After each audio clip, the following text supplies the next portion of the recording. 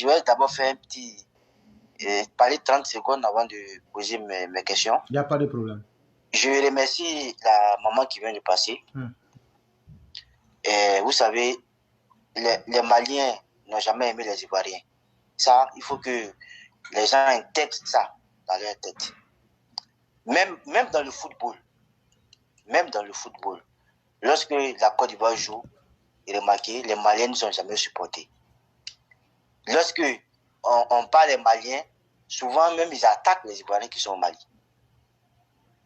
Le peuple que je peux dire qui ont soutenu les Ivoiriens, c'est le Burkina. Les Burkinabés qui sont beaucoup fair play, quel que soit Alpha. Vous n'allez jamais voir les Burkinabés attaquer les Ivoiriens, quel que soit ce qui va arriver entre les deux pays. Mais le Mali, moi je l'ai compris depuis longtemps. Et j'aimerais aussi dire que nous posons souvent des questions pour que nos militants qui sont sur la toile puissent comprendre.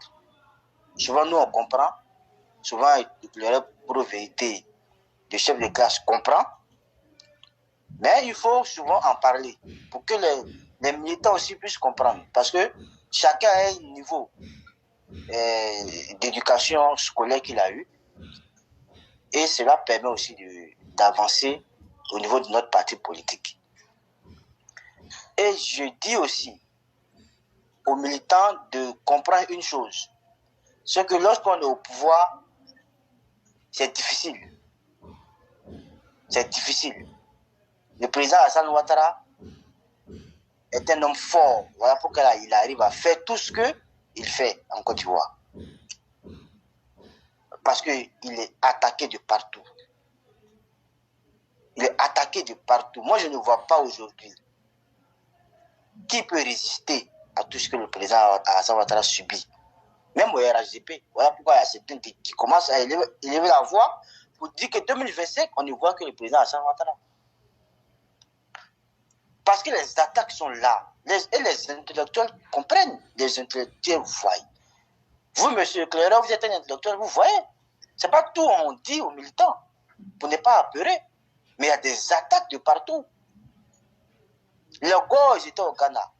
Et c'est du Ghana qu'ils lançaient les assauts. Aujourd'hui, c'est les Soroïstes qui se trouvent au Mali pour lancer aussi les assauts. Sans compter ceux qui sont à l'intérieur. Il faut féliciter le président Alassane Ouattara. Et il faut prier Dieu pour lui. Tous les jours. Pour qu'il soit debout. Pour qu'il reste debout. Parce que ce n'est vraiment pas facile. Et regardez hier l'hypocrisie sur le visage des deux vauriens qui ont succédé au président Houphouët-Boigny. On sentait l'hypocrisie. Vous allez voir les mêmes là en 2025 appelés à la chienlit au pays. Vous allez voir. Et M. Claire, vous avez toujours dit ça, qu'ils ne changeront jamais. Et ils ne changeront jamais. Ok, je vais m'arrêter là. Et ma première question, M. Claire, je vais vous demander, c'est une question que peut-être certains peuvent trouver bizarre. Est-ce que vous connaissez un certain Makosso? Effectivement, sur les réseaux sociaux, je vois l'individu qui, de temps à autre, s'illustre dans des, je vais dire, dans des énormités. Oui. Il a fait un direct hier qui, moi, vraiment, et jusqu'à aujourd'hui, toute la journée au travail, j'étais un peu sur le nez. J'ai attaqué même les sécurités autres, mais après, j'ai compris que ce n'était pas de leur faute. Où il a osé dire que l'armée malienne est plus puissante que l'armée ivoirienne aujourd'hui. Quel est votre avis sur cette question? Parce qu'il faut rassurer les militants. Cette partie a été coupée et mise sur les propagandistes, les cybermilitants maliens. Et ça circule. Donc, qu'est-ce que vous pouvez dire là-dessus? Si l'armée malienne était si puissante, pourquoi il utilise l'armée ivoirienne pour sécuriser? Avant cette guerre-là, est-ce que l'armée ivoirienne n'aidait pas l'armée malienne? Bonne question. Si toi, tu es fort là, c'est toi qui dois aller aider les autres. Et chers parents, quand les gens viennent t'aider là, ça veut dire que tu n'es pas fort. Parce qu'il y a être fort dans la bouche, mais et puis être fort dans vrai là. Je parle de façon triviale pour que tous les parents comprennent. Quelqu'un peut parler dans sa bouche qu'il est fort. Mais quand on le met en face du mur, là, on découvre qu'il n'est pas fort. Et tout le monde va venir l'aider.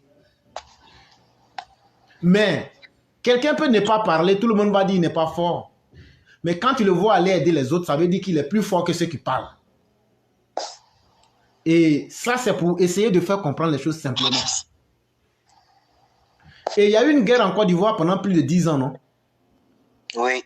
Vous avez vu l'armée malienne venir aider, Gbagbo même venir aider les rebelles? Jamais. Ok. Mais des petits djihadistes dispersés, il a fallu que des contingents du monde entier puissent aller aider. Si le Mali était fort là, il y a combien de pays qui sont là-bas aujourd'hui? Tellement même, eux-mêmes, ils ne valent rien là, c'est les mercenaires qui les protègent de Wagner. Quand tu ne vaux rien là, l'une des caractéristiques, quand tu ne vaux rien, tellement les femmes ne valent rien là. En plus de tout ce que le monde leur apporte, ils sont même allés prendre des mercenaires pour venir se protéger. Et pour la gouverne de ceux qui sont dans les nuages, j'aimerais dire que la Côte d'Ivoire est reconnue comme l'armée francophone la plus puissante en Afrique subsaharienne. Et donc, je crois que ce ne sont pas les arguments qui manquent. Mais les gens veulent vivre dans leurs rêves et dans leur passion. Nous, on n'a pas le temps parce que nous, on ne peut pas être dans le cœur. Mais nous, on met les faits devant. Quelqu'un qui est fort ne demande pas l'aide des autres. Mais quand toi, tu as demandé qui a demandé que l'armée française vienne au Mali?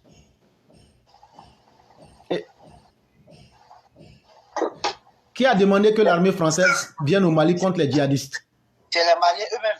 Et ils ont passé par qui pour faire la demande à François Hollande? Par qui? C'est le président Hassan Ouattara. Ok. Donc s'ils étaient forts là, ils n'allaient pas faire ça. Et s'ils étaient forts là, depuis longtemps, je crois que l'envie de prendre tout le Mali là, ça allait leur... Ça n'allait même pas être un souhait.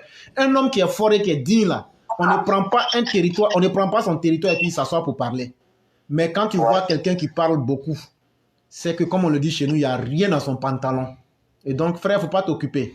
Les vendeurs d'huile du Nord qui font croire que c'est des huiles saintes, je parle de Makosso. Et moi, j'ai écouté brièvement ce qu'il a dit à travers les vidéos que les uns et les autres ont amenées. Je crois que Makosso s'est spécialisé dans les énormités.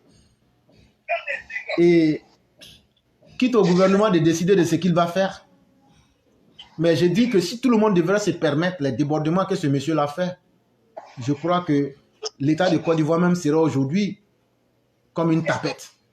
Parce qu'on l'a bien vu ici, comment il a réagi contre la Côte d'Ivoire pour soutenir les Camerounais. On n'a pas dit de soutenir les Ivoiriens.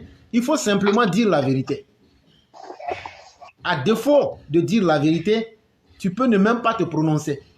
Mais quand pour avoir plus de vues, parce qu'aujourd'hui le monsieur veut avoir des vues parce qu'il vit de Facebook, il veut avoir les vues des Maliens, il faut donc brûler la Côte d'Ivoire pour s'attirer la sympathie des Maliens.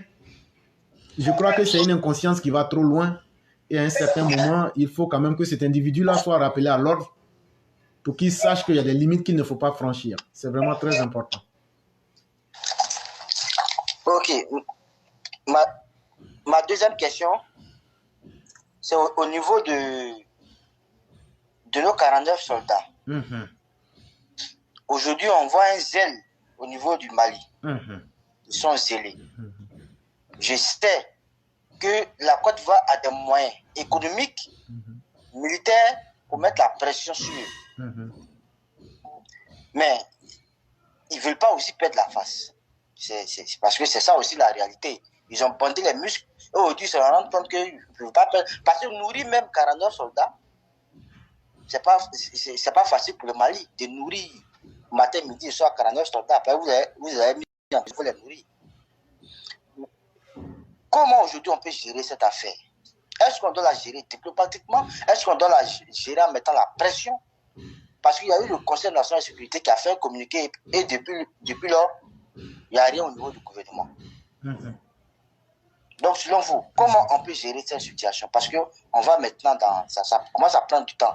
Et la population commence à perdre patience. Ok. Je crois que la population ivoirienne, et c'est ce que j'ai dit, tout peuple mérite son dirigeant. Aujourd'hui, que nous le voulons, que nous ne le voulions pas, nous sommes obligés d'incarner Alassane en chacun de nous. Ce qu'Alassane Ouattara va décider, qu'on le veuille ou pas, c'est ce que chacun de nous va adopter. Mais, comme je le dis, est-ce qu'on peut négocier avec un arrogant ignorant? On ne peut pas. Quelqu'un qui est difficile. arrogant et qui est ignorant, comment tu vas négocier avec lui? Il ne comprend pas. Comment l'Allemagne va aller négocier avec lui pour qu'on laisse les 3 Allemands qu'ils ont arrêtés aujourd'hui pour les empêcher de rentrer en Allemagne là? Qu'est-ce qui a fait qu'ils les ont arrêtés? Vous dites que vous n'aimez pas les gens veulent rentrer dans les pays, vous les empêchez. Comment le Burkina va aller négocier avec eux pour leur dire, bon, ceux-là, ce sont des instructeurs qui étaient venus pour faire la formation des gens. Pourquoi vous les avez arrêtés? Comment la Côte d'Ivoire va aller discuter quand eux ils disent que ce sont des mercenaires et que la Côte d'Ivoire que ce ne sont pas des mercenaires? Si on engage une discussion avec eux, ça veut dire que donc c'est que le gouvernement a dit, le gouvernement se dédie. Le gouvernement est resté sur une posture qui est claire. Nous n'avons pas envoyé des mercenaires, donc nous n'entrons pas en discussion. Si le gouvernement doit discuter, le gouvernement n'a qu'à rendre compte à l'ONU. On ne peut pas aller discuter avec des bouviers. Assimi, on ne va pas négocier avec Assimi, c'est ce que je suis en train de te dire. Parce que dès que ces soldats qui sont reconnus par le porte-parole de l'ONU, de la MINUSMA, comme des éléments de soutien nationaux, on n'a pas à discuter avec Assimi. C'est l'ONU non regarde. Et puisque c'est au compte de l'ONU, ces personnes-là travaillent et que l'ONU les reconnaît, donc Alassane Ouattara a fait une déclaration pour se disculper, pour se laver, se blanchir, pour dire non, contrairement à ce que les gens veulent dire, nous reconnaissons, parce que dans le discours, les gens disent mais n'ont pas compris. Parce que le dimanche, cette même junte-là, dans son mensonge, a dit que le gouvernement d'Abidjan dit ne pas reconnaître les 49 personnes. Et le gouvernement d'Abidjan, en disant que ces personnes ne sont pas des mercenaires, qu'elle les reconnaît, venait de balayer d'une vérité ces 2 mensonges-là pour dire non, nous les reconnaissons, ce sont nos militaires, ils ne sont pas mercenaires. Et en plus, Abidjan même allait un peu plus loin en disant libérer les sans délai. Quand on dit de libérer quelqu'un sans délai, là, ça veut dire sans condition aussi.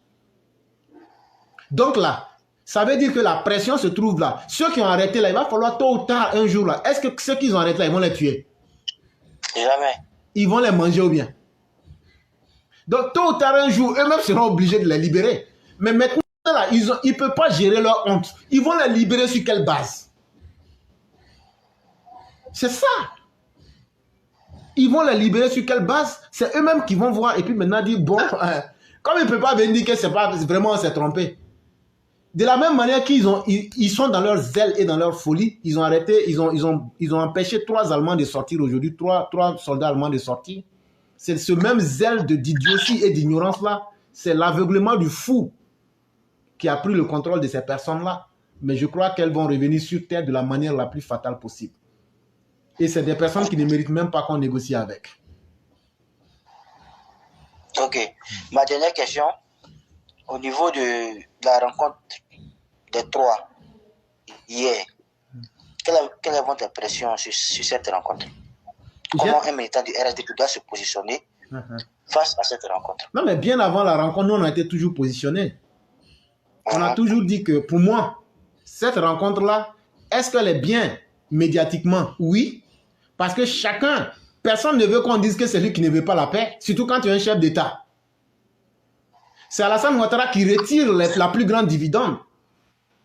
Parce que si c'était Bédié ou même Laurent Gbagbo, il n'aurait jamais accepté. Surtout s'ils étaient en position de force comme le président Ouattara, il n'aurait jamais accepté. Mais les gens se rendent compte de tous ces facteurs-là. Si le président Ouattara a accepté, ça fait de lui quelqu'un qui donne une bonne image d'un dirigeant qui veut la paix et qui est ouvert aux autres. Ce que les autres n'ont jamais fait pour aller vers la paix, lui, il l'a fait. C'est à l'avantage du président. Maintenant, est-ce que pour le peuple, il y a quelque chose qui change? Je ne saurais le dire. Pour la simple et bonne raison qu'on a toujours connu que la meilleure personne pour parler des besoins d'un peuple, si vraiment on a une opposition, ils auraient dû dire, bon, les Ivoiriens disent que la vie est chère, voilà les propositions que nous on fait et voilà ce que nous on peut apporter pour aider. Parce qu'une opposition, ça peut critiquer, mais ça peut aussi donner des solutions. Hein? Oui. On l'a vu en France, quand il y a eu des événements, les gilets jaunes et autres, Macron a appelé les autres, il a discuté. Mais une opposition qui ne propose jamais rien. Une opposition qui est toujours aux aguets pour parler de ses intérêts égoïstes. Est-ce que ces personnes-là, il en vaut la peine de perdre le temps avec? Et si on vient sur ces aspects-là, comme je l'ai dit toujours, c'est une rencontre qui n'a aucun intérêt. Ça, c'est un. Et eux-mêmes, jusqu'à aujourd'hui, non seulement ils ne sont pas des symboles de toute positivité, mais ils ne font pas d'efforts pour essayer d'être des gens qui veulent aller en rédemption. C'est toujours du double jeu pour gagner du temps, tromper la conscience collective et s'apprêter pour frapper. C'est tout. Et moi, je le dis à tous nos militants qui veulent être lucides, tout ce qui s'est passé là, il y a eu combien de rencontres, mais ça a résolu quoi?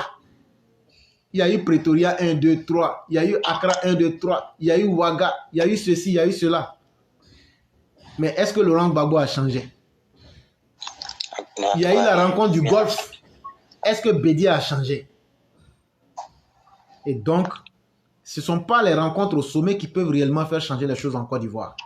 Sinon, Laurent Gbagbo revenu quand il a été rencontré le président la première fois, après être revenu de la prison, si c'est un homme qui voulait se corriger, il n'allait pas tenir les discours incendiaires pour dire que ce sont les étrangers qui viennent prendre les forêts. C'est à cause de lui, Laurent Gbagbo, qu'on a tué les gens et les églises, tout. Et donc, pour moi, c'est un non-événement. Ça, je le dis clairement. Pour moi, c'est un non-événement. Même si les différents concernés peuvent tirer des dividendes de quelque manière que ce soit, en tout cas pour nous, ça change quoi dans la vie des Ivoiriens? Sinon, eux sont déjà à l'aise, hein? Et je pense que s'ils veulent travailler pour les Ivoiriens, cette rencontre, il devrait avoir des résolutions fortes. Laurent Gbagbo devrait dire, bon, je ne vais plus tenir des discours de haine.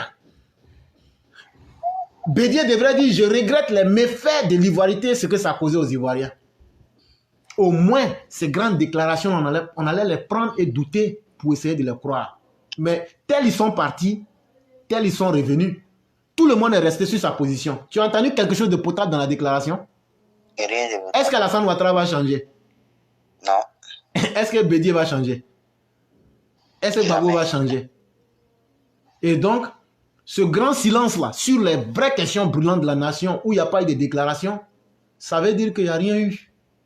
Peut-être qu'ils ont parlé de leurs petits arrangements, comment peut-être les rendre viagères, parce que les politiciens aussi sont dans ce complot-là depuis très longtemps. Et puis, essayer de voir, comme ils sont mariés entre eux là, essayer de faire quelques compromis. Ça, ils sont forts dans ça en Côte d'Ivoire. Mais sinon, à part ça, l'Ivoirien lambda que vous êtes et que moi je suis, on ne gagne rien dedans et pour nous, ça n'a pas d'importance. Et Guillaume Soro dans tout ça, il se positionne où? Mais c'est ce qu'il est en train de faire au Mali là. Aujourd'hui, tout ce qui se passe au Mali, même si vous n'êtes pas quelqu'un qui connaît vraiment le fonctionnement de la politique, vous comprendrez que Assimi Goïta n'agit pas dans le vide dans un certain sens. Il est conseillé par des gens. Est-ce qu'aujourd'hui, là, quand tu regardes le gouvernement de la Côte d'Ivoire et quand tu prends Assimi, entre lui et puis le gouvernement de la Côte d'Ivoire, si tu mets Soro là, il est proche de qui aujourd'hui? Il est du Soro. Voilà. Et effectivement, ces personnes lui donnent des conseils. Parce que ce qu'ils recherchent, c'est de transformer le Mali en une zone de non-droit. Et ils vont accélérer les situations d'énervement. Ça ne sera pas la Côte d'Ivoire seule. Même la Tunisie même vient de dire qu'elle va retirer ses troupes. Je ne sais pas si c'est la Tunisie ou l'Algérie. À partir du 15 août, eux vont retirer leurs troupes. Ils disent temporairement. C'est une situation de harcèlement des troupes. Ça ne va pas. Ils vont faire ça à tout le monde. Pour énerver tout le monde. Pourquoi on dit, bon, puisque vous n'aimez personne et que vous voulez que votre maison brûle, bon, laissez-la brûler. Mais le piège dans cette histoire-là, c'est que ça va leur permettre de créer un Afghanistan en Afrique de l'Ouest et de créer la merde dans tous les pays. Voilà leur plan, en fait. Ok, merci beaucoup, Claire. Donc, vous passez une excellente soirée. Merci, pareillement. Merci beaucoup.